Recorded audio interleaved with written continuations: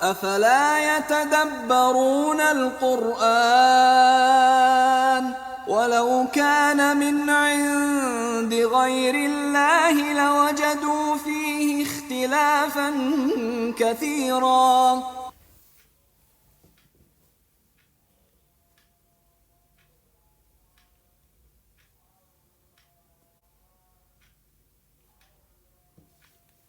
Assalamualaikum warahmatullahi wabarakatuh.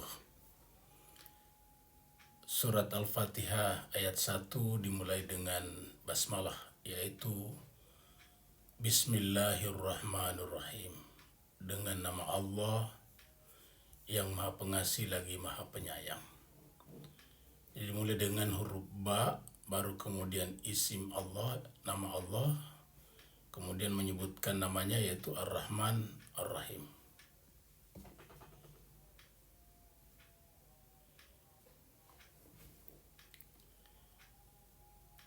Ayat ini adalah formula praktis demi terlaksananya dalam kehidupan sehari-hari perintah Allah di surat dan ayat yang turun kepada Nabi di Gua Hira, yaitu surat Al-Alaq, surat yang ke-96 ayatnya 1, yang berbunyi A'udzubillahi minasyaitonirrajim, Bismillahirrahmanirrahim. Iqra bismi rabbikal ladzi khalaq, khalaqal insana min 'alaq. Jadi mayoritas ulama sepakat bahwa ini adalah ayat pertama ataukah surat pertama yang turun di Gua Hira di Mekah, yang bunyinya Iqra, bacalah, bismi dengan nama, jadi bacalah dengan nama, Iqra bismi rabbikal ladzi khalaq, dengan nama Tuhan. Jadi kalau membaca, belajar atau menyimak, maka dengan nama Tuhanmu. Nah, kemudian di dalam surat Al-Fatihah tadi turunlah ayat Bismillah. Jadi dengan nama Tuhan siapa? Allah. Bismillah. Jadi setiap melakukan sesuatu dimulai dengan Bismillah. Bismillahirrahmanirrahim, karena dikatakan Iqra bismi rabbikal ladzi khalaq. Bacalah nama Tuhanmu. Kata bacalah bisa bermakna dijadikan sebagai bacaan rutin. Setiap kita memulai sesuatu, bacalah dengan nama Tuhan, bi ismi atau bismi rabbikal ladzi khalaq.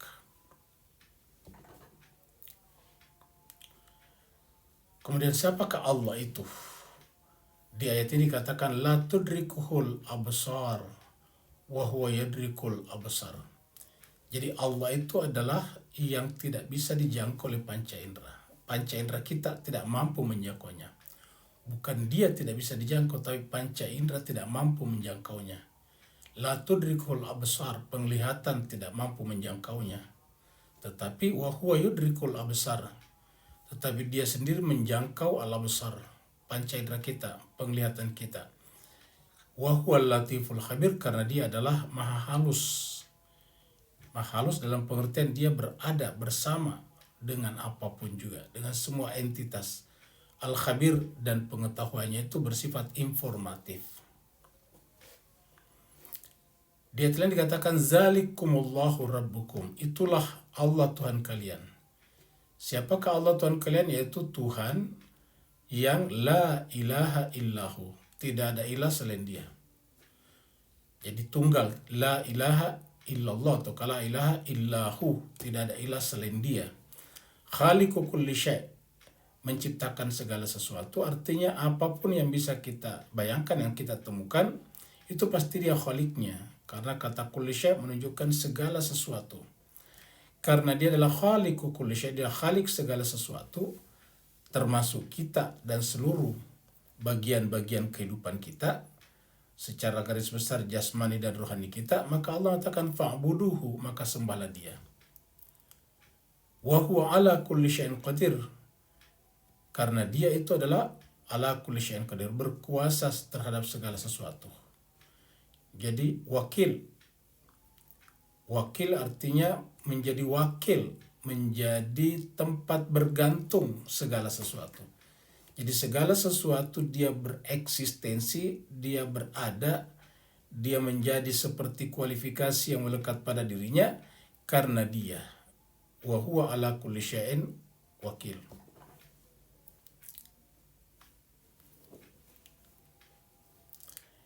dengan huruf ba yang ada di kata Bismillahirrahmanirrahim.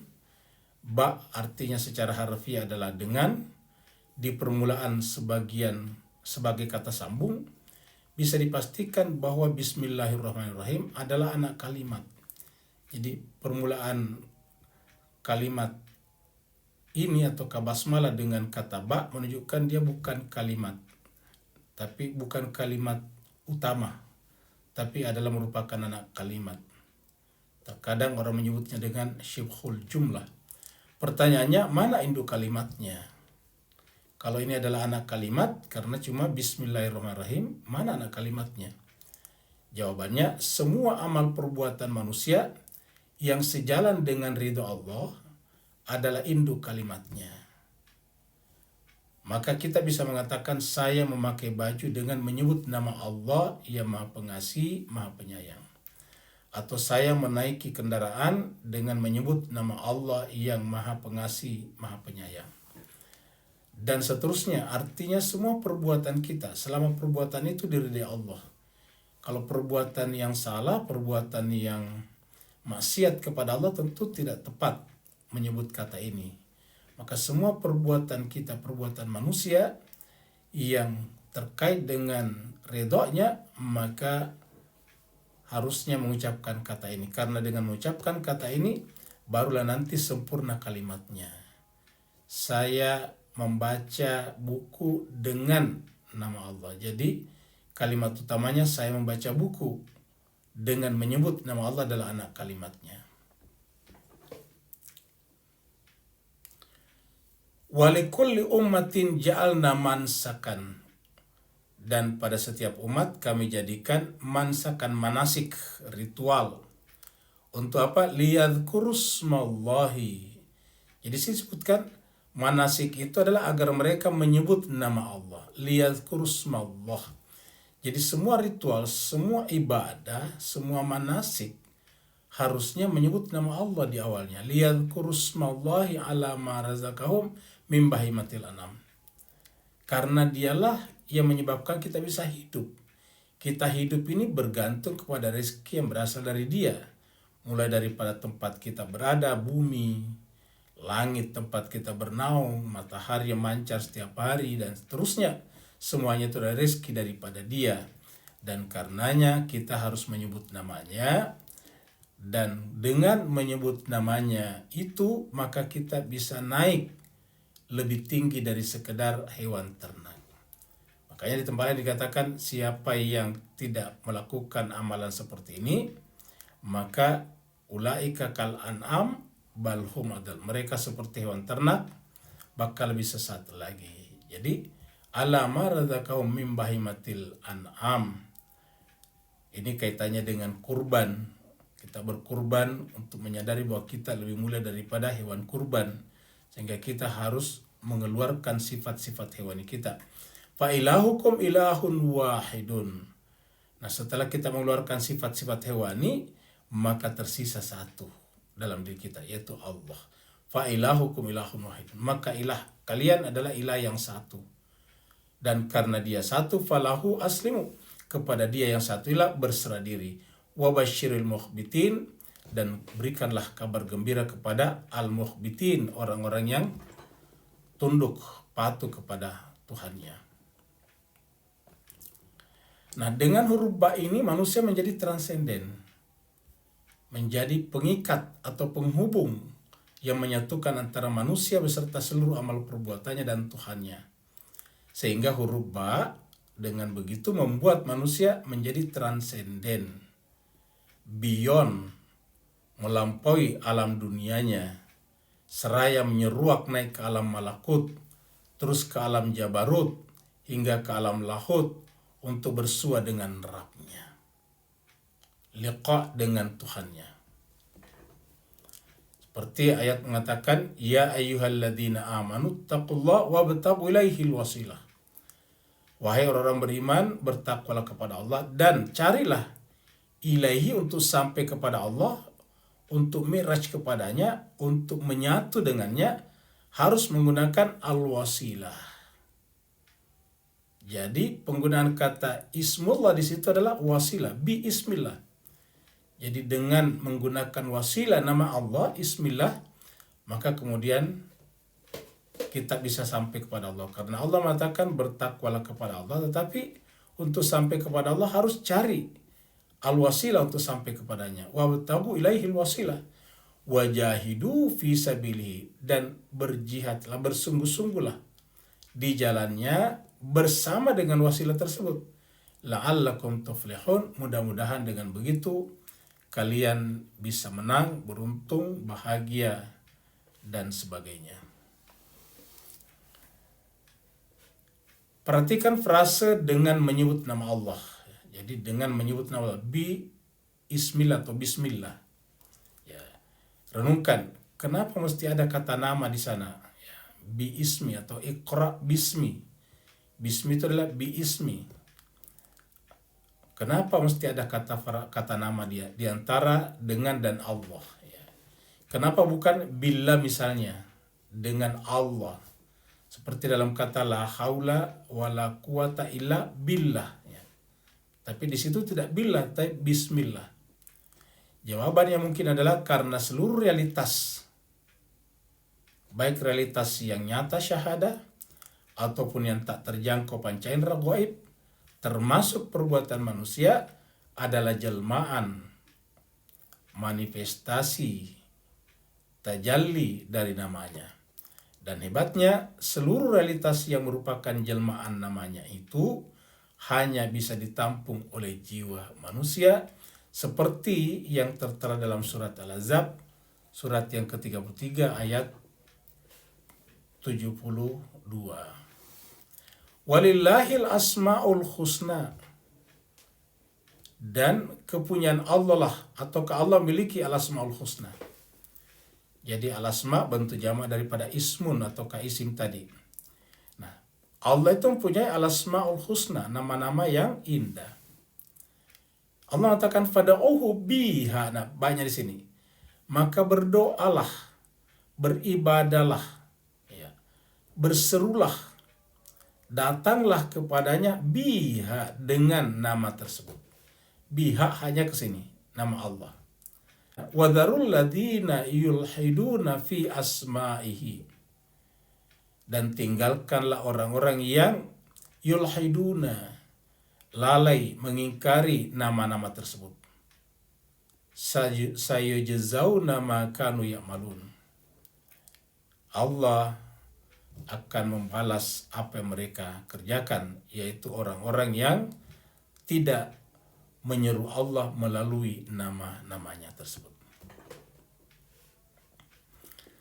Di surat Al-Baqarah ini terkenal ayatnya, wa 'allama Adam al-asma'a kullaha. Allah mengajarkan, di sini pelakunya Allah. Allah mengajarkan Adam kepada Adam al-asma'a kullaha. Al-asma sudah jamak, terus ditekankan kullaha, tiap-tiap, seluruhnya. Jadi nama-nama seluruhnya, al-asma' kullaha. Summa, kemudian aradahum alal malaika, lalu kemudian berpaling ataukah datang kepada malaikat, saya berkata faqala ambiuni bi asma'i haula. Sampaikan, terangkan, beritakan kepadaku tentang nama-nama bi asma'i haula, nama-nama itu. In kuntum sadiqin. Jadi artinya apa? Allah seakan-akan memberikan kepada kita kesan bahwa nama itu melampaui malaikat. Karena Allah mengajarkan kepada Adam nama-nama itu, baru kemudian datang atau menyampaikan kepada malaikat.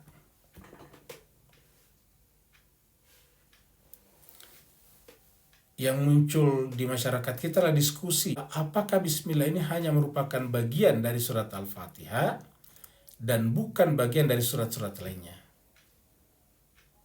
Para ulama boleh berdebat mengenai nilai kesahihan hadis-hadis yang membincang masalah ini, tapi Al-Quran punya logikanya sendiri. Pertama, andai kata Bismillah hanya bagian dari surat Al-Fatihah dan hanya tempelan saja pada surat-surat lainnya, lalu mengapa surat At-Taubah, surat ke-9, surat Al-Bara'ah tidak ditempeli frasa Bismillah ini? Jadi di antara seluruh surat-surat dalam Al-Quran ada 114 surat, semuanya pakai bismillah atau basmalah kecuali satu, surat At-Taubah. Kedua, lalu mengapa Allah mengajari kita melalui Nabi Sulaiman alaihissalam bahwa menulis surat harus dimulai dengan bismillah? Ini bisa kita temukan di surat 27 ayat 30.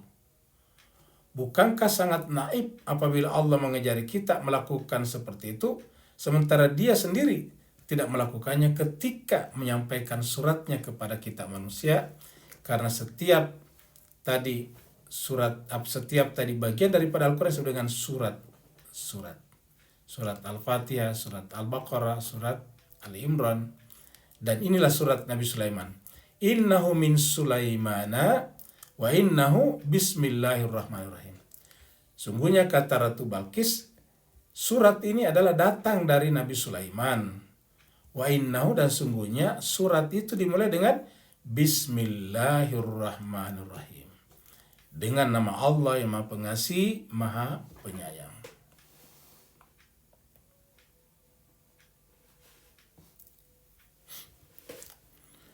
Hadis-hadis yang relevan dengan pembahasan ini.